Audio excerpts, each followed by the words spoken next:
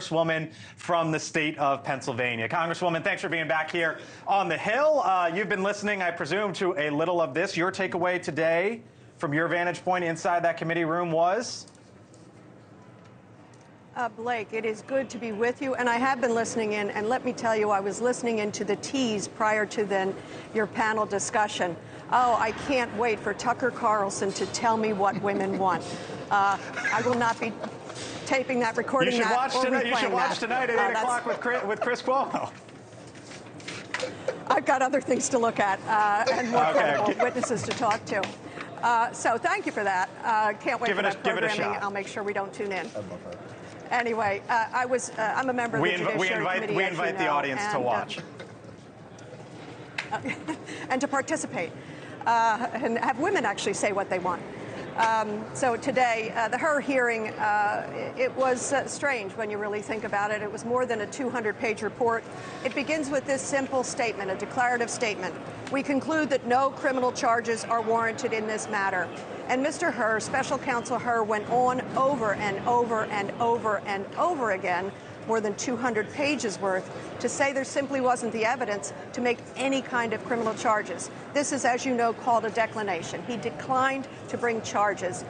So it should really end there. We all found it a little gratuitous that Special Counsel Hur decided it was important for him to talk about the president's memory and to make judgment on that. I don't think he's qualified to do that. Yeah, what about that? I think we poked holes in his credibility. And I think this was a passage that you had even talked about, Congresswoman. But the president seemingly gets the year wrong when he was asked about his son. Republicans are trying to point out that this shows, as you heard Matt Gaetz there essentially say, the elevator doesn't go to the top floor. You would say what? Well, the indecency of some of the folks on the other side knows no limits, knows no basement, frankly.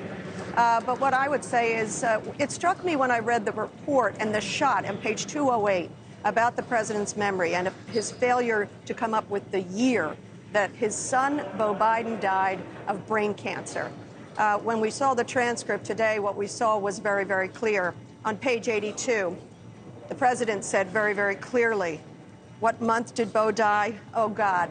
May 30th. Think of a father trying to get that information across to this special counsel. What in God's name, how was that relevant at all to the treatment of these documents?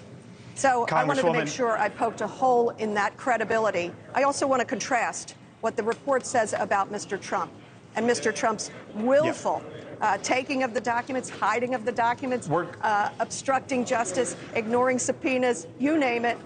He had folks moving things around. He asked his employees to make sure that they erased video footage if they could possibly do it. What a contrast in two presidents. We're gonna get to that with your colleague from the other side here, Laurel Lee, momentarily. But before we move on, and I got to run, Congresswoman, if President Biden wins a second term, should Merrick Garland be the Attorney General? Oh, that's beyond my pay grade. I know the president will win a second term, and I know he will be served by a very able attorney general. Thanks for having me, Blake.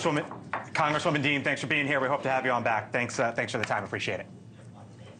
Take care. Bye. Thank you for watching, and make sure you go to joinnn.com to find NewsNation on your television provider. And don't forget to click the red subscribe button below to get more of NewsNation's fact-driven, unbiased coverage.